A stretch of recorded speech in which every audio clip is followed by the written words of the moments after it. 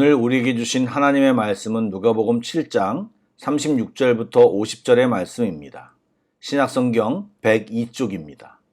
누가복음 7장 36절부터 50절의 말씀을 드라마 바이블로 낭독합니다. 한 바리새인이 예수께 자기와 함께 잡수시기를 청하니 이에 바리새인의 집에 들어가 앉으셨을 때에 그 동네에 죄를 지은 한 여자가 있어 예수께서 바리새인의 집에 앉아 계심을 알고 향유 담은 옥합을 가지고 와서 예수의 뒤로 그 발 곁에 서서 울며 눈물로 그 발을 적시고 자기 머리털로 닦고 그 발에 입 맞추고 향유를 부으니 예수를 청한 바리새인이 그것을 보고 마음에 이르되 이 사람이 만일 선지자라면 자기를 만지는 이 여자가 누구며 어떠한 자 곧 죄인인 줄 알았으리라. 시몬아, 내가 네게 이를 말이 있다. 선생님, 말씀하소서. 빚 주는 사람에게 빚진 자가 둘이 있어 하나는 500데나리온을 졌고 하나는 50데나리온을 졌는데 갚을 것이 없으므로 둘 다 탕감하여 주었으니 둘 중에 누가 그를 더 사랑하겠느냐? 내 생각에는 많이 탕감함을 받은 자니이다. 네 판단이 옳다. 하시고 그 여자를 돌아보시며 시몬에게 이르시되 이 여자를 보느냐?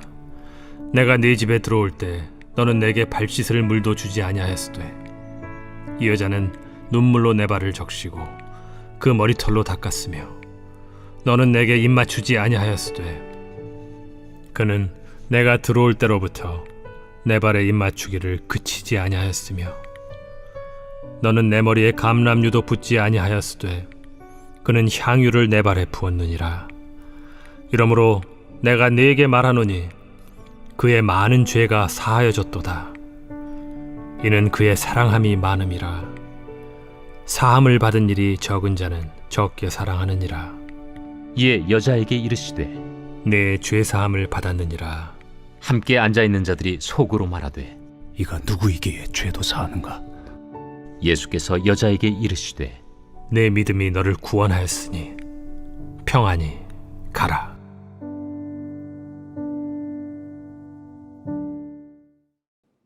샬롬, 좋은 아침입니다. 오늘은 설날입니다. 인사를 많이 받으셨겠지만 새해 복 많이 받으시기 바랍니다. 또 한 가지, 새해 여러분이 드리는 모든 예배 가운데 하나님의 놀라운 은혜가 넘치기를 축원합니다. 아멘. 말씀을 나누겠습니다. 오늘 본문 이전에도 나오지만 사복음서에는 예수님과 바리새인들을 비롯한 유대 지도자들 사이에 갈등이 있음을 보여줍니다. 그런데 예수님은 그들을 무조건 거부하거나 외면하지 않으셨습니다. 또 예수님께 관심이 있었던 바리새인들은 예수님을 만나 가르침을 듣기도 했습니다. 오늘 본문의 주인공도 그 중에 한 사람이었는데 예수님을 집으로 초대하였고 예수님은 그 초대를 흔쾌히 받아들이셨습니다.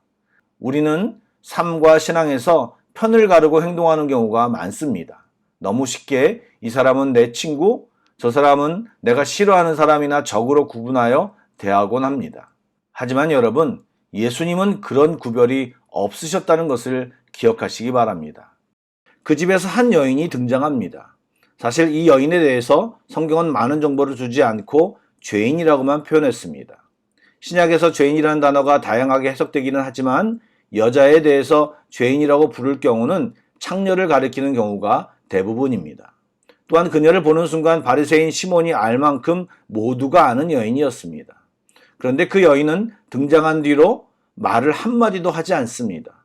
본인 스스로 자신은 입이 10개라도 할 말이 없는 심각한 죄인임을 인정하는 듯합니다. 그저 울고 닦고 향유를 부었습니다. 그런 행위가 그녀에게는 통회일 수도 있고 감사일 수도 있고 경외의 표현일 수도 있습니다.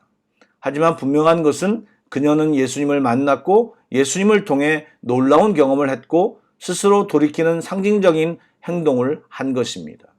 남들이 자신이 죄인이라는 사실을 다 알고 있는 상황을 인지하면서도 그녀는 묵묵히 자신을 드러내며 감사와 결단을 보이고 있는 것입니다. 모두가 죄인이라고 멸시했지만 예수님은 용납하셨고 그 여인을 유일하게 돌아온 어린 양으로 품고 계셨습니다.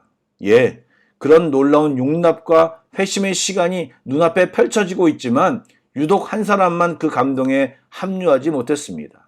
바로 만찬의 주인인 바리새인 시몬입니다. 그는 그 시간에 당황해하거나 의아해하는 것도 아니고 여인뿐만 아니라 예수님을 판단하고 정죄하고 있었습니다. 그는 그만이 가진 기준이 있었고 그 기준에 어긋났기 때문에 예수님을 그 기준 밑으로 밀어넣고 있습니다. 눈앞에 하나님이 계시는데 하나님을 섬기기 위한 율법으로 하나님을 판단하는 어처구니 없는 행동을 하고 있었습니다. 여인의 눈물의 예배도 그 가운데 높임을 받고 계셨던 하나님도 그의 안중에는 없었습니다. 자기를 높이는 자기만의 기준만 그 마음을 가득 채우고 있었습니다. 여러분, 우리가 예배 드릴 때도 이런 상황이 자주 연출됩니다. 동일한 예배를 드려도 감격하고 은혜의 눈물을 흘리는 사람이 있는가 하면 어떤 사람은 예배 시간에 수많은 판단으로 가득한 채로 예배 시간을 보내기도 합니다. 예를 들어 보겠습니다. 음악을 전공한 사람이나 찬양 인도의 경험이 있는 사람은 찬양을 부를 때 찬양팀의 수준을 판단하거나 싱어, 악기, 편곡 등을 판단하느라 찬양의 깊숙한 곳으로 들어가지 못하기도 합니다. 음향을 전공한 사람은 예배보다 소리에 더 민감하여 밸런스가 맞느니 이런 생각을 하느라 예배에 집중하지 못합니다. 목사가 다른 목사의 설교를 들을 때 판단하는 태도를 취하다가 정작 말씀의 은혜 속에 들어가지 못하는 오류를 자주 범하곤 합니다. 일반 성도도 역시 마찬가지입니다. 예배 전에 부부싸움을 해서 감정이 상한 경우, 또 평소 가진 자신의 선입견과 자기 고집으로 말씀을 아멘으로 받지 못하고 주의 말씀을 판단하고 있든가, 또 주님을 온전히 갈망하지 못하고 허튼 곳에 마음을 빼앗긴 상태라든가, 다양한 상황 속에서 예배를 집중하지 못하는 경우가 생각보다 많습니다. 조금 다른 경우지만 전날 피곤함으로 말씀에 전혀 집중하지 못하는 경우도 있습니다. 사랑하는 여러분, 예배를 드릴 때, 말씀을 받을 때는 겸손한 마음과 준비된 마음이 꼭 필요합니다. 빈 마음과 주님을 갈망하는 마음, 순종하려는 자세, 이런 것들이 필요한 것입니다. 언젠가 시애틀에 있는 형제교회 다니는 한 성도의 이야기를 들었습니다. 그 성도는 교회에서 승용차로 2시간 걸리는 곳에서 매주 예배를 드리러 오신다고 합니다. 분명 근처에 다른 교회가 있음에도 불구하고 본교회에 출석하려고 2시간을 마다하지 않고 오는 것입니다. 왕복 4시간 예배 드리는 시간이 훨씬 더 짧은데 말입니다. 저는 그분의 예배를 사모하는 마음과 순전함이 존경스럽습니다. 그분의 예배는 예배 시간 1시간만이 아니라 집을 떠날 때부터 돌아올 때까지가 그분의 예배라고 생각합니다. 사랑하는 여러분, 매일, 매주 이런 멋진 예배자의 마음으로 예배 드리기는 정말 쉽지 않을 것입니다. 그러나 이 사실을 인지할 때 우리의 예배와 주님을 바라보는 태도는 조금 달라지지 않을까 생각됩니다. 하나님보다 높아진 생각과 마음이 있어서는 안 될 것입니다. 예배를 신경 쓰고 준비하지 않으면 안 될 것입니다. 그런 사람에게는 예배의 기쁨과 감동이 있을 수가 없습니다. 예수님이 말씀하신 비유에서 2가지를 주목해야 합니다. 첫 번째는 빚이 없는 자와 빚이 있는 자가 아니라 크게 빚진 자와 작게 빚진 자의 비교라는 사실입니다. 바리새인이라고 해서, 유대인이라고 해서 죄가 없는 것도 아닌데 그들은 자기들은 죄가 없는 것처럼 생각하거나 다른 사람들보다 죄를 적게 지었기에 구원을 얻고 다른 죄인이나 이방인들은 죄를 많이 지었기에 멸망당한다고 생각했습니다. 그러나 이는 50보 100보의 문제입니다. 똑같은 죄인입니다. 그들 모두 예수님의 은혜가 절대적으로 필요한 죄인들입니다. 오히려 다른 일을 정죄하면서 스스로 의롭다고 여기는 바리새인이 100보 더 멀어진 죄인인 것입니다. 두 번째는 예수님의 질문을 주목해 보시기 바랍니다. 예수님께서 누가 더 사랑을 받았느냐라고 묻지 않으시고 누가 더 사랑을 하겠느냐라고 물으셨습니다. 바리새인들은 율법을 지키며 자기들은 하나님의 사랑을 받은 사람들이라고 의스댔지만 예수님은 정말 관심을 가져야 할 것이 하나님을 사랑하는 데 있음을 밝히셨습니다. 지금 눈앞의 상황에서 주님은 마음 다해 자기의 귀한 것을 들어서라도 주님을 사랑하는 마음을 가진 여인의 마음과 행동을 바리새인 시몬과 같이 적당히 보이기식으로만 사랑하는 척하고 있는 모습을 대비시키면서 우리에게 보여주며 묻고 계신 것입니다. 너는 어떠니? 너의 마음속에 나에 대한 사랑이 있느냐? 아니면 보여주기식이냐? 너를 위한 예배만 드리고 있지는 않느냐? 너희 마음속에 나를 향한 사랑이 있느냐라고 묻고 계신 것입니다. 진짜 하나님의 자녀라면 예배 드릴 때 적어도 하나님에 대한 태도는 달라야 합니다. 날 감동시켜봐라가 아니라 하나님의 어떤 말씀이라도 내가 이해되지 않더라도 아멘으로 받아들이겠습니다라는 자세가 되어야 하는 것입니다. 제가 처음 주님을 만났을 때가 기억납니다. 중2라는 어린 나이였는데 어른 예배를 드리고 아무리 어려운 말씀을 들어도 얼마나 그 말씀이 닿았던지요. 교회에서 행해지는 모든 예배에 참석하였습니다. 그러나 머리가 크고 성경 지식이 늘고 은혜가 없던 시절에는 제 입에서 얼마나 많은 평가와 의무적인 예배를 드렸는지 모릅니다. 예수님은 이 여인과 바리새인이 차이가 날 수밖에 없는 이유를 말씀하고 보여주십니다. 시몬과 더불어 다른 사람들은 주님이 누구이신지 모르기 때문에 그런 마음과 그런 태도를 가지고 있음을 드러내십니다. 그러나 그 여인은 예수님을 진정으로 알았기에 그런 태도를 보였던 것입니다. 우리가 얼마나 예수님을 똑바로 아느냐가 우리의 신앙적인 태도를 결정합니다. 성격이 아닙니다. 정확히 아느냐입니다. 사랑하는 여러분, 주님을 정확히 알아야 합니다. 아는 만큼 믿게 되고 사랑하는 것입니다. 우리의 죄가 얼마만큼 큰지를 깨달은 자에게는 은혜가 넘칩니다. 주변의 시선이 부끄럽거나 창피하지 않고 나의 사랑을 받으시는 주님으로 만족합니다. 사랑하는 여러분, 우리 자신을 점검하고 주님께 더 가까이 나아가는 이 시간 이유가 되기를 축복합니다. 오늘은 긴 찬양을 선곡했습니다. 찬양을 묵상하시다가 그냥 깊은 기도로 나아가시기 바랍니다. 기도하겠습니다. 사랑의 주님, 우리 자신의 교만함을 알게 하여 주옵소서. 다 아는 것처럼 모든 것을 아는 것처럼 이야기하는 우리들을 용서하여 주시고 하나님 앞에서 입을 닫고 생각을 내려놓게 하여 주옵소서. 주님 앞에 나아갈 때마다 우리의 감정과 상황을 혼란스럽게 하는 마귀사단을 예수님의 이름으로 대적합니다. 우리의 높아진 생각과 고집을 내려놓습니다. 우리는 겸손히 주님 앞에 섭니다. 매일 매주 예배 때마다 그렇게 하기를 소망합니다. 성령님 인도하여 주옵소서. 주님을 사모합니다. 예수님의 이름으로 기도드립니다. 아멘. 계속해서 찬양 한 곡을 묵상하시고 기도로 나아가겠습니다.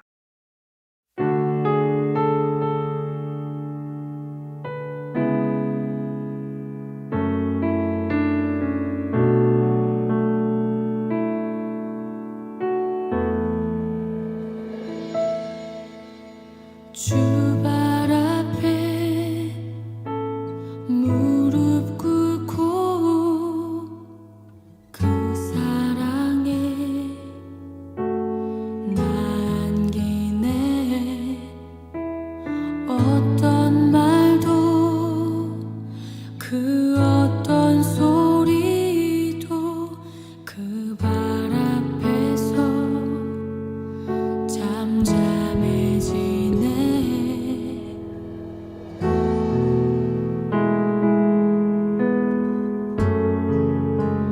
주 나의 사랑 그 발 앞에 앉아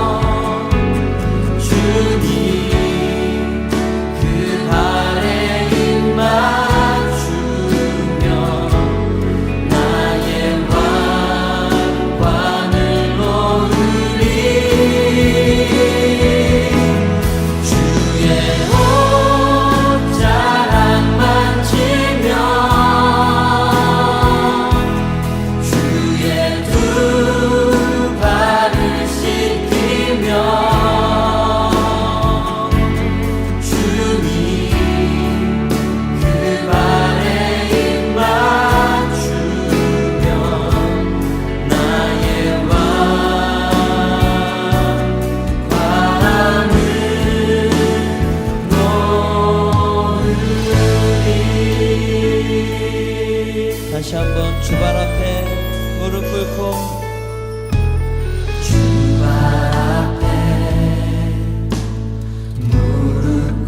그 사랑에 우리가 안기길 소망합니다. 어떤 말로도 그 어떤 소리도 그 말 앞에서 잠잠해지네. 주 나의 사랑, 주 나의 사랑, 그 말